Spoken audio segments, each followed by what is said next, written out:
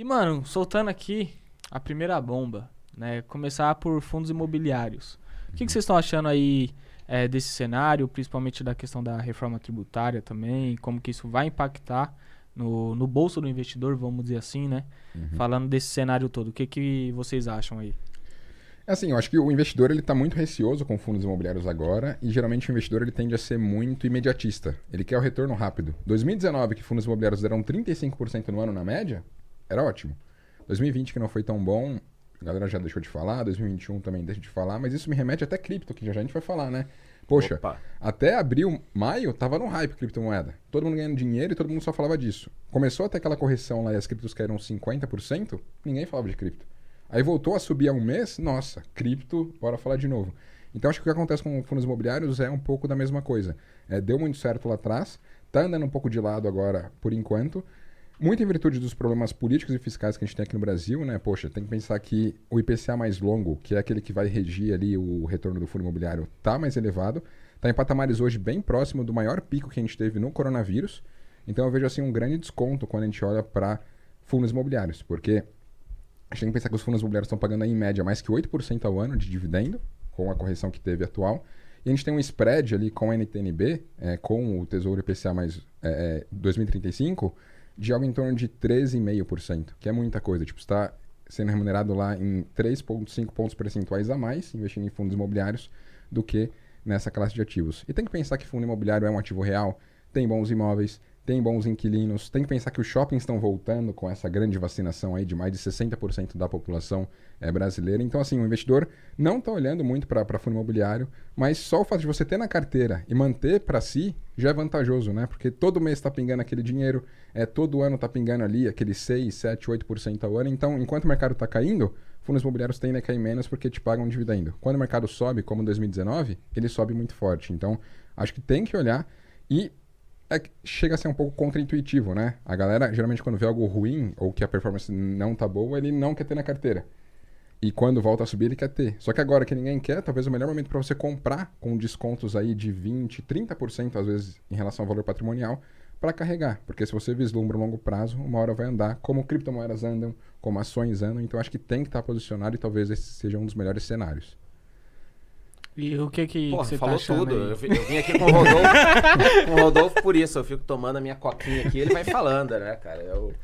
Olha, se a gente for falar especificamente sobre fundos imobiliários nesse momento, pegando parte do que ele já falou, o maior erro que o investidor pode cometer é se livrar do fundo imobiliário agora com desconto. Tipo, vamos pegar uma cota de R$100. O cara pegou, comprou uma cota de R$100, aí o fundo imobiliário 91. Aí o que o investidor pensa? Putz, cara, Selic subindo, tem tesouro pagando 10% ao ano. Pô, 10% ao ano é legal, né? É bacana, né? Aí o cara olha isso, o que ele faz? Putz, agora chegou a hora do tesouro direto. Aí ele sai do fundo imobiliário com prejuízo. Ele ia ficar ganhando ali. Quando ele entrou no fundo imobiliário, não foi para ficar um ano. Ele pensou assim, putz, eu vou investir nisso aqui para ficar 10 anos ganhando dinheiro. Aí passou 6 meses, ele tem prejuízo, cara, vou sair correndo. Então, primeira coisa, ele já não tá cumprindo um plano que ele imaginava lá atrás, né? E o maior erro que ele pode cometer é sair no prejuízo agora, entrar de repente no tesouro ou em alguma outra coisa. De repente, daqui a 2 anos, os fundos imobiliários voltam a subir ou essa cota vai subir. Porque vai ter correção da inflação, a gente tem que falar aqui sobre inflação. E aí, de repente, quando essa cota voltar para R$100, esse investidor vai falar, ficou maneiro de novo, vou voltar. Aí, então, o cara comprou a 100, vendeu 80, comprou a 100 de novo. Cara, e se você ficar comprando caro, vendendo barato o tempo inteiro, vai acabar seu dinheiro, cara. Sim. Então, o maior erro do investidor é querer toda hora estar no hype do momento. Então, o cara agora, não, fundo imobiliário morreu, chega. O que tá dando? Tesouro. Então eu vou pro tesouro. A cripto morreu. O que tá dando agora? Não sei o quê. Então você o tempo inteiro tem a capacidade de fazer cagada. Porque você vai procurando o que você já devia estar. Entendeu? Então, quem entrou como agente em fundos imobiliários lá atrás, pegou alta de 2019, ganhou dinheiro e tal. Cara, eu tô continuando. Óbvio que no momento desses, vale a pena você fazer uma curadoria melhor um pouco ali. Cara, o que tem aqui? O que não tem? Mas eu andei fazendo aportes em fundos imobiliários. Porque na hora que você tem essas quedas, o mercado erra um pouco. Quando tá tudo bem, todo mundo já... É relatório, calculadora, planilha, as pessoas acertam já. Nas horas de vendas pesadas, quando o mercado descarrega, tem pânico, tem tudo, você começa a ver umas distorções, né? Alguns fundos que você olha e fala assim, putz, cara, beleza, shopping não tá tão bom, é perigoso e tal, mas, porra, cara, um fundo imobiliário com 80% do valor patrimonial, que se o valor patrimonial, tipo, se a vacância do fundo diminuir um pouco, tiver um bom último trimestre, pô, esse fundo aqui ano que vem pode pagar 10% de repente, fora a questão da correção da inflação. Porque quando a gente olha os fundos imobiliários, ele não vai te pagar só os 7, 8% ao ano. Aquele imóvel ali, ele vai ter uma correção. E os imóveis estão subindo. Então, olha que interessante. Você vai ganhar de 7 a 8% se você investir num bom fundo imobiliário. Tá? Num bom fundo imobiliário. Não é nenhuma recomendação, mas você vai ganhar 7, 8, 9%. Quando os fundos começarem a corrigir os aluguéis e quando os fundos começarem a corrigir os imóveis, o ativo, a sua cota vai subir ou deveria subir ou em algum momento ela vai corrigir.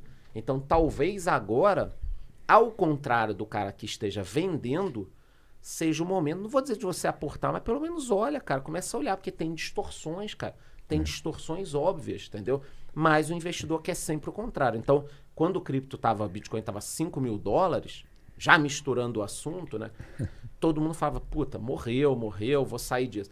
Aí chegou em $50.000, a gente começa a receber mensagem.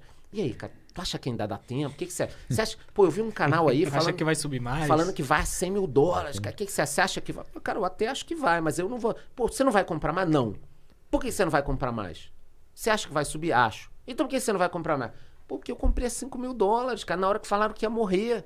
Agora eu tô até vendendo um pouco, pra descarregar um pouco, pra tirar um pouco do lucro e botar em outras coisas. Eu gosto muito de pegar especificamente, depois a gente pode falar sobre isso, pegar lucro de cripto, eu faço muito isso no meu canal, e jogar em ativos que pagam dividendos, porque aí eu ganho dinheiro em algo que tem muito risco, e ganho muito, e jogo pra algo que teoricamente eu não vou perder mais. Boas ações e bons fundos imobiliários pagadores de dividendos. Tem uma previsibilidade ali já. Cara, é o jogo assim que eu, depois de anos, percebi que é o melhor que tem.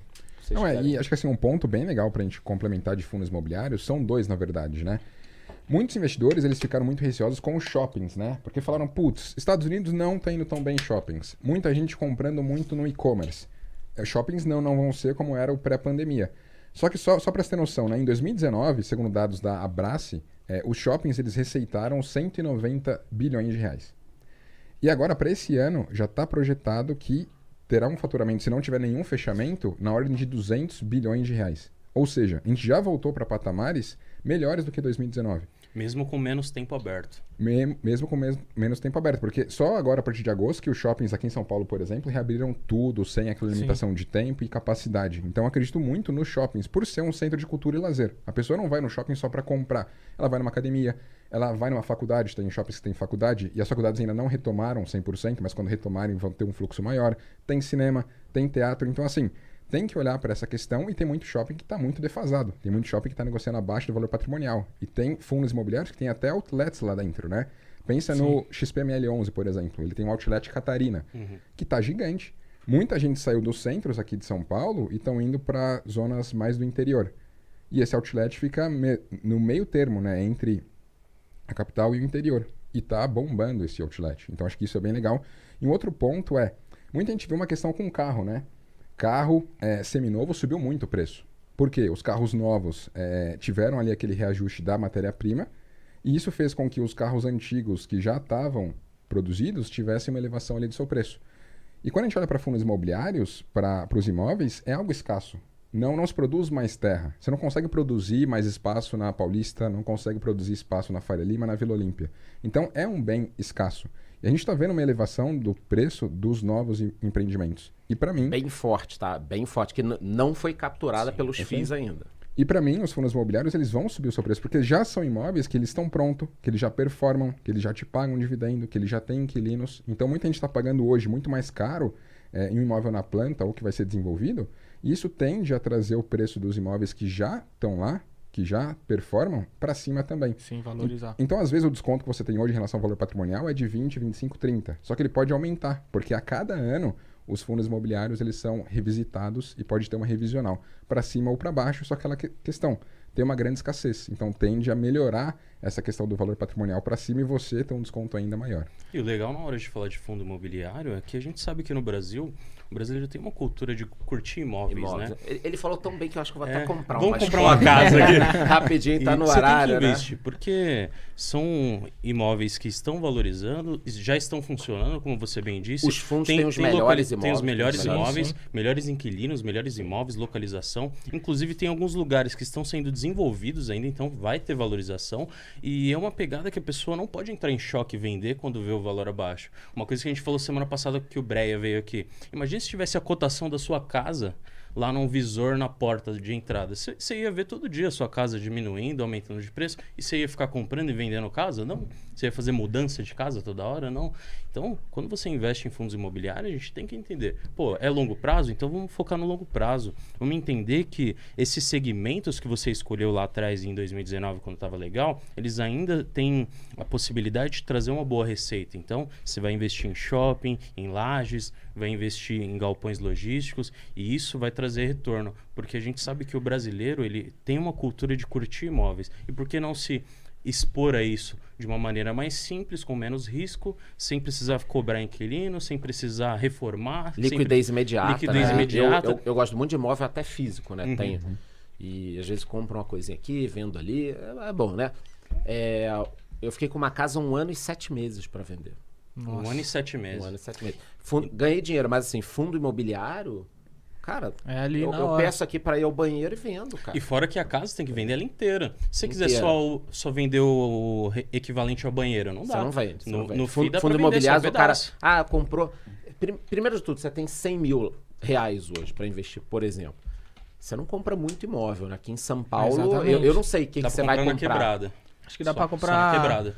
uma, sei lá, E dependendo, assim uns mesmo. barraquinhos na quebrada. E assim mesmo. E aí Difícil. você vai alugar por quanto? E se o cara não te É. pagar, o que você vai fazer lá? Né? Exatamente. Vai cobrar como? Entendeu? Senão você vai ser ameaçado É. pelo próprio inquilino. Tem uns meios, né? Bruno? Tem uns meios fora Tá, da curva. Tem os meios incisivos que dá pra fazer a cobrança, né? Então a gente vê que assim, 100 mil, tu não vai fazer muita coisa. Agora em fundos imobiliários, 100 mil você vai montar uma carteirinha com 10, 15 fundos, cara. Sim, bem Animal. diversificada. Porra.